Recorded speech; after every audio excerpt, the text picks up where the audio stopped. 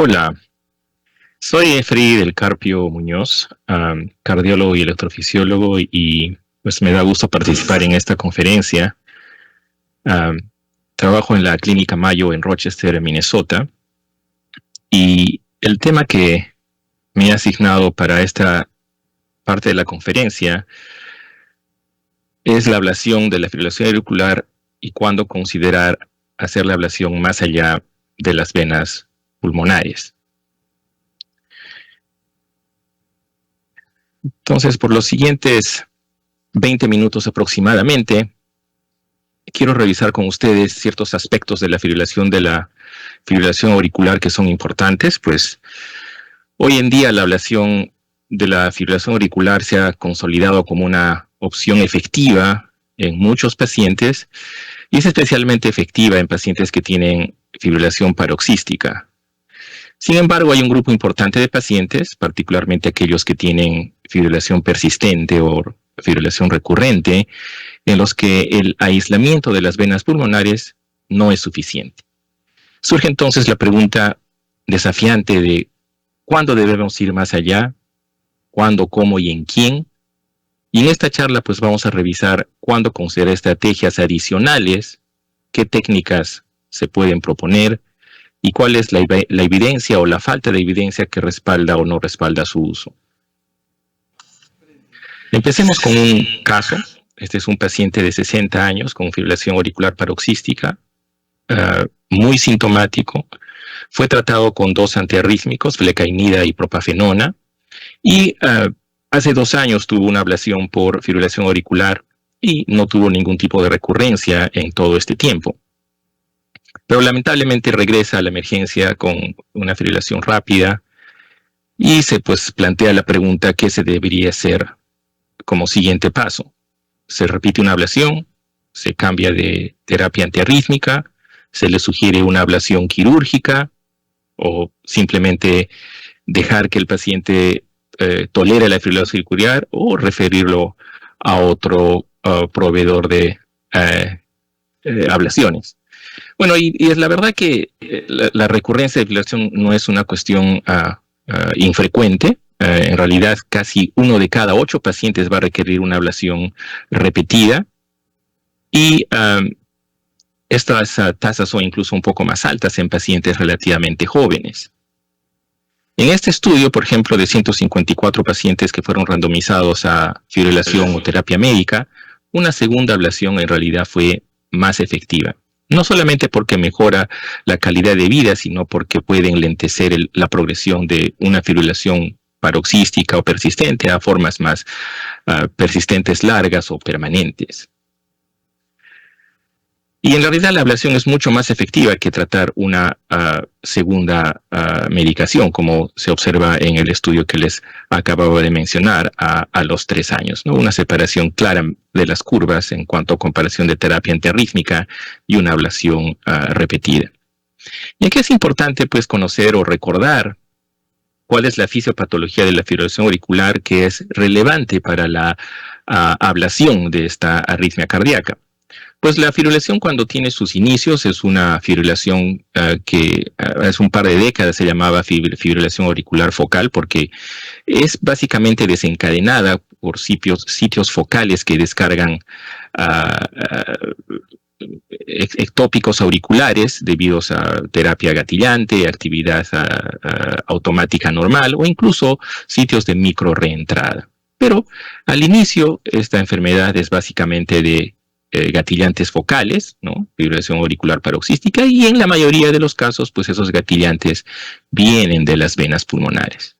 Pero a medida que la fibrilación progresa a formas más persistentes, hay un cambio en el sustrato, en el músculo auricular, lo que hace que, pues, más allá de que hayan gatillantes que puedan desencadenar, hay el sustrato que hace que la fibrilación sea persistente. Pues en este caso ya hay un cambio en la anatomía, en un remodelamiento, no solamente anatómico, sino un remodelamiento electrofisiológico, lo que quiere decir alteración en las propiedades eléctricas del músculo auricular miocárdico, que hace que esta enfermedad pues ahora sea persistente.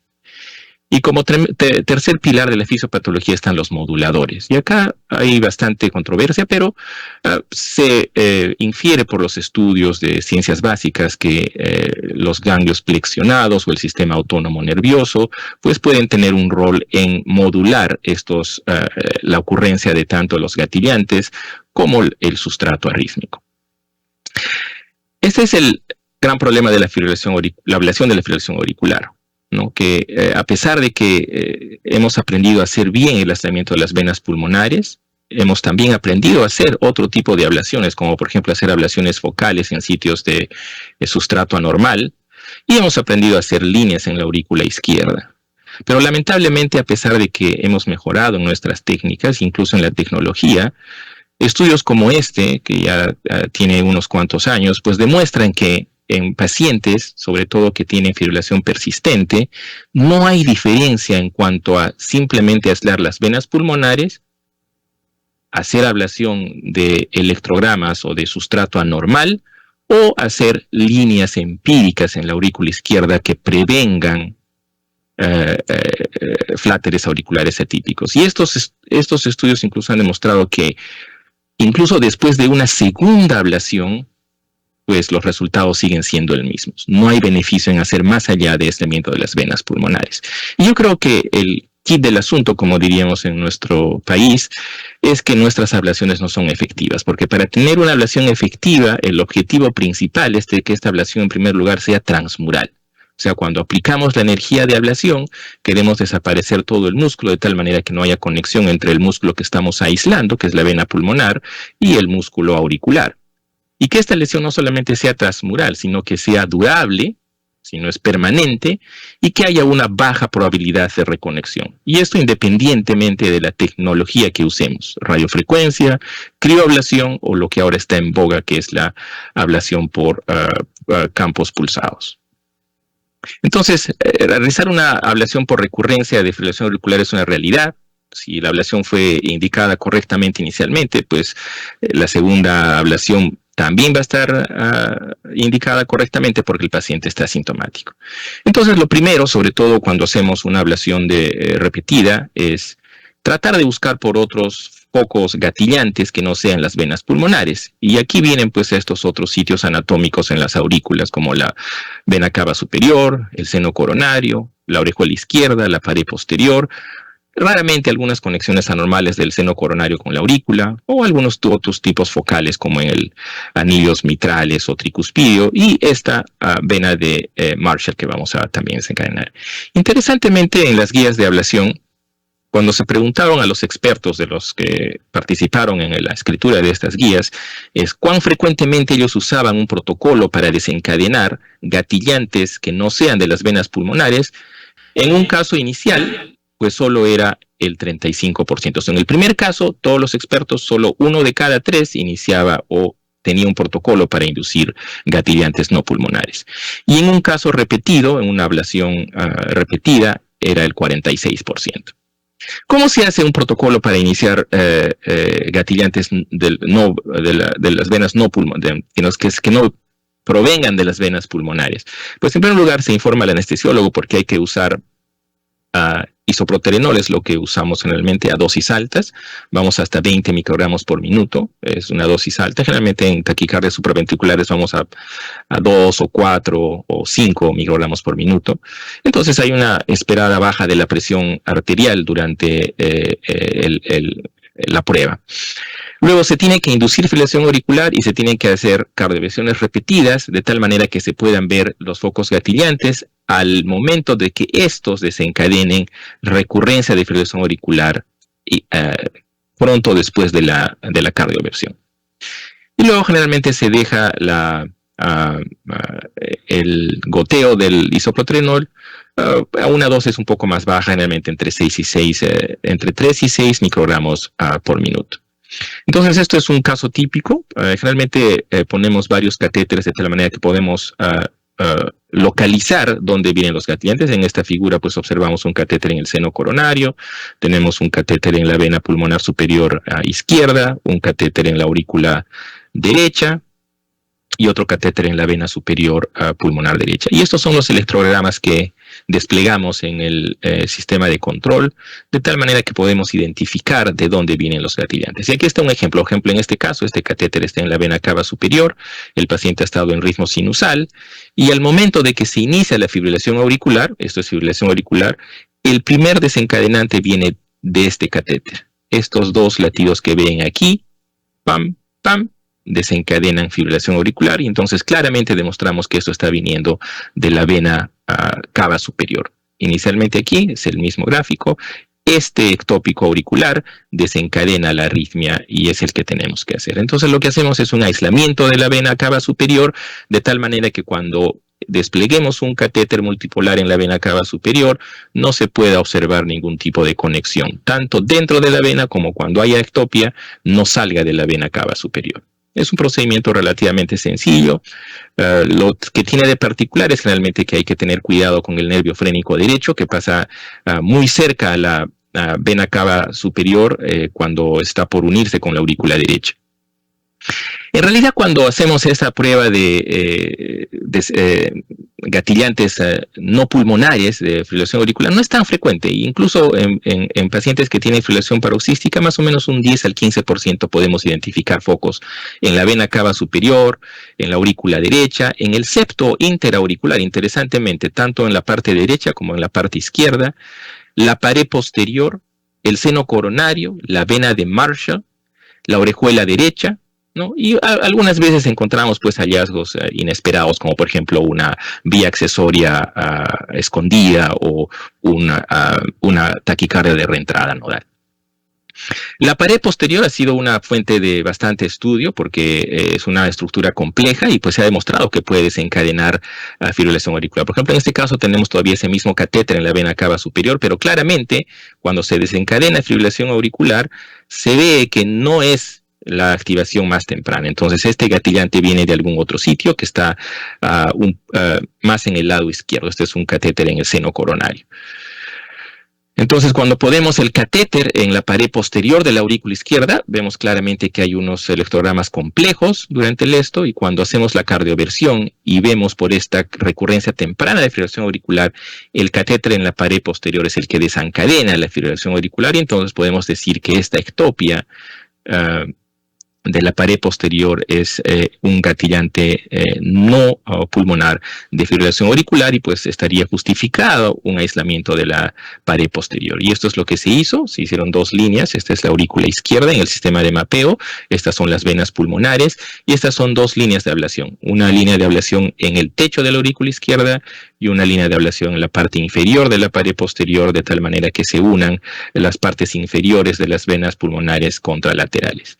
Y cuando ponemos un catéter de multipolar, pues vemos que cuando se estimula la aurícula izquierda, no hay activación dentro de la pared posterior. Y cuando hay actividad espontánea de la pared posterior, esta actividad no se conecta con la aurícula izquierda, de tal manera que podemos decir que la pared posterior de la aurícula izquierda ha sido aislada. Y hay diferentes métodos de cómo aislar, pero todos tienen un gran inconveniente, una gran limitación. La durabilidad de las lesiones es una cuestión que ha marcado la limitación de esta técnica. A pesar de que la pared posterior podría ser una fuente importante de fibrilación auricular persistente o recurrente, no hemos podido hacer un buen trabajo en cuanto a aislamiento. Este es un estudio de hace un par de años, se llama el estudio Kaplan, que vio los beneficios de hacer una pared posterior más venas pulmonares comparado con solo venas pulmonares. ¿Cuáles fueron los resultados? No hubo diferencia. No hubo, al menos cuando se hace una ablación empírica, el aislamiento de la vena pulmonar no tuvo un impacto positivo en el riesgo de enfermedad recurrente. Y ahora que tenemos la ablación por campos pulsados, pues incluso en este registro, el Manifest PF, que se publicó el año pasado, pues a pesar de que es sencillísimo hacer un aislamiento de la vena pulmonar con determinados catéteres de electroporación, pues no se ha podido demostrar que aislar la pared posterior mejore los resultados. Y en realidad esto se demuestra pues porque la anatomía de la aurícula es bastante compleja, particularmente la pared posterior. Hay estas fibras que tienen una organización bien compleja, una arquitectura bien compleja. Están entrelazadas y hay diferentes capas, de tal manera que hacer una ablación que sea transmural y duradera, independientemente de la tecnología de ablación que se use, pues es un poco probable, ¿no? Este es un catéter que está en la pared posterior. Vemos estos electrogramas bien complejos que vienen de la pared posterior y esto es durante fibrilación auricular que claramente tiene esta activación muy compleja. ¿Qué pasa de otros desencadenantes? Por ejemplo, en el seno coronario, a veces hay desencadenantes que vienen, por ejemplo, de una vena cava superior izquierda, ¿no? O de la vena de Marshall, ¿no? Por ejemplo, en este caso tenemos un ritmo sinusal, se cardiovertió, el paciente recurre tempranamente y vemos que el desencadenante pues viene del seno coronario. Y en este caso pues pudimos introducir este catéter en una vena cava superior izquierda persistente, es una persistencia de este rezago embriológico, ¿no? Que fue el desencadenante en este caso, pues, y en este caso hicimos un aislamiento de esta estructura anatómica, lo cual tiene evidencia porque la vena de Marshall o el ligamento de Marshall es un remanente de esta vena cava superior izquierda que podría persistir en algunos pacientes y puede ser fuente de ectópicos auriculares, conexiones entre el seno coronario y la aurícula izquierda, que hacen que esta vena o este ligamento de Marshall pues sea arritmogénico. En realidad podemos llegar desde la superficie endocárdica a la vena de Marshall, pero hacer una ablación que llegue y destruya la vena es poco probable porque ese tejido es bien grueso y hacer una lesión ahí requeriría mucha ablación, sobre todo con radiofrecuencia, y la crioablación probablemente no tenga tanta penetración. Hay bastante evidencia del potencial arritmogénico de la vena de Marshall, ¿no? Porque les había indicado que la vena de Marshall tiene estos remanentes de fibras auriculares que conectan con el endocardio de la aurícula y con el seno coronario. Y además de eso, también hay una hipótesis neurogénica. La vena de Marshall puede contener estas terminaciones nerviosas tanto simpáticas como parasimpáticas que podrían aumentar el riesgo de fibrilación auricular recurrente, ¿no? Entonces, ¿cómo realizamos una aislamiento o una ablación de la vena de Marshall? El mejor método es hacer una ablación con alcohol, con etanol. Lo que hacemos es, hacemos un venograma del seno coronario, identificamos la vena de Marshall, que es esta que está acá, es una vista derecha oblicua, esta es una vista izquierda oblicua, pues se ve el seno coronario aquí, un catéter tenemos multipolar, inyectamos contraste e identificamos la vena de Marshall. Una vez que se identifica la vena de Marshall, con diferentes técnicas se usa una pequeña guía que entre a la vena de Marshall y mediante la guía se introduce un pequeño balón. Se ocluye la vena, este es el pequeño baloncito que está dentro de la vena de Marshall. Luego, una vez que está completamente ocluida, se inyecta el alcohol y esto hace que el alcohol se disperse en el tejido este que es bastante grueso y eso destruye el tejido auricular y probablemente algunas terminaciones nerviosas que podrían ser desencadenantes de fibrilación auricular.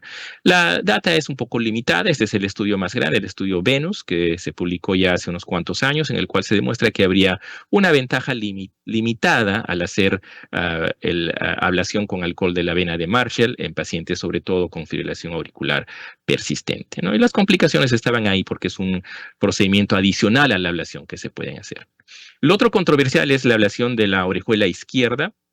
En este caso demostramos que había desencadenantes y se puede aislar. El problema es que el aislamiento de la orejuela izquierda es algo que no me gusta hacer porque hay data que podría indicar que aislar la orejuela izquierda puede aumentar el riesgo de embolismo, de formación de coágulos y aumentar el riesgo de tromboembolismo. No, ahora que hacemos la oclusión de la orejuela izquierda, podría combinarse con eso, pues no hay data que pueda soportar.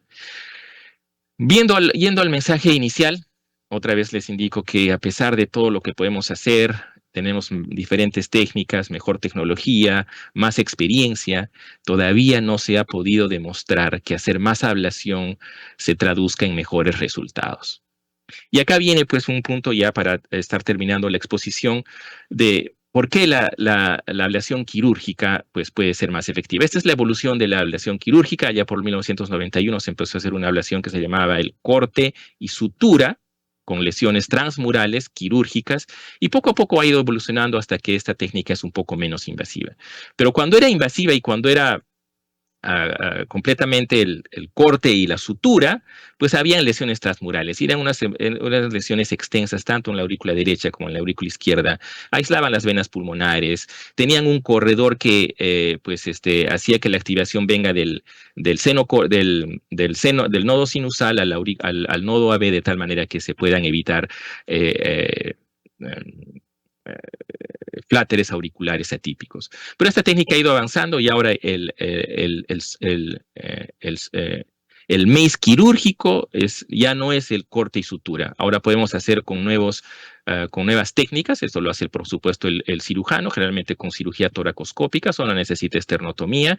Y además de que se hace el aislamiento de las venas pulmonares, la pared posterior, también se puede hacer, se puede ligar la orejuela izquierda de tal manera que podría tener un poco más de beneficios que otras técnicas, ¿no? Esto simplemente para comparar. A veces hacemos esta terapia híbrida. El cirujano hace el trabajo epicárdico, lesiones transmurales, y nosotros completamos en un subsiguiente procedimiento la ablación endocárdica. Y en realidad los resultados, hay unos cuantos estudios que han demostrado que, sobre todo en fibrilación auricular persistente larga, pues el resultado es mucho mejor que la ablación con catéter, ¿no? Hay al menos unos 3, 4 estudios que han demostrado esto. Y como les indicaba, pues no solamente se aísla la pared posterior y luego se completa el aislamiento de las venas pulmonares, sino que también se excluye la orejuela izquierda, lo cual podría ser arritmogénico y además trombogénico. Hay un procedimiento particular que es el Convergent Procedure, que tiene este catéter que hace ablación en la pared posterior, pues evitando los riesgos de que tiene la ablación por catéter en estos pacientes. Y en realidad ha demostrado mucho mejores resultados que una ablación por catéter electro.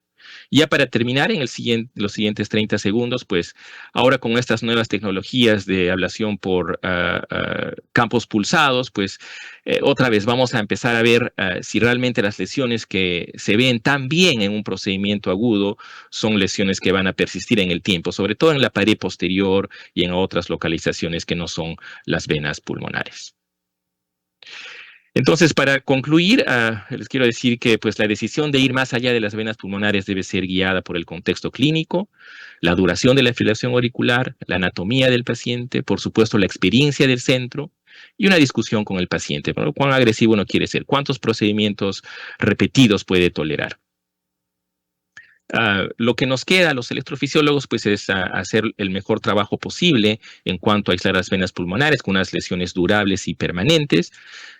Cuando esté indicado, pues hacer el desencadenamiento de estos gatillantes no pulmonares. La ablación empírica no tiene una base o una evidencia clara, ¿no? Y sobre todo mantener las expectativas realísticas, ¿no? Con el paciente, de que la ablación es un procedimiento que ayuda, mejora la calidad de vida, pero que no cura la fibrilación auricular. Tengan presente que hay una terapia híbrida de ablación quirúrgica y ablación endocárdica, en lo cual el cirujano con el electrofisiólogo se unen en un equipo para proveer con mejores resultados. Y el mundo de electrofisiología está cambiando en el último par de años con estas nuevas tecnologías de terapia de ablación pulsada, y tenemos que ver realmente si las expectativas se van a mantener, van a mejorar o vamos a seguir con los resultados que no son tan prometedores. Con eso, les quiero agradecer vuestra atención. Voy a tratar de estar disponible para la sesión de preguntas, que probablemente sea en los siguientes momentos. Y bueno, pues les agradezco nuevamente la invitación a esta importante conferencia y que sigan disfrutando su estadía ahí en el Perú. Ojalá que me toca unirme a ustedes en versiones subsecuentes de esta conferencia. Muchas gracias.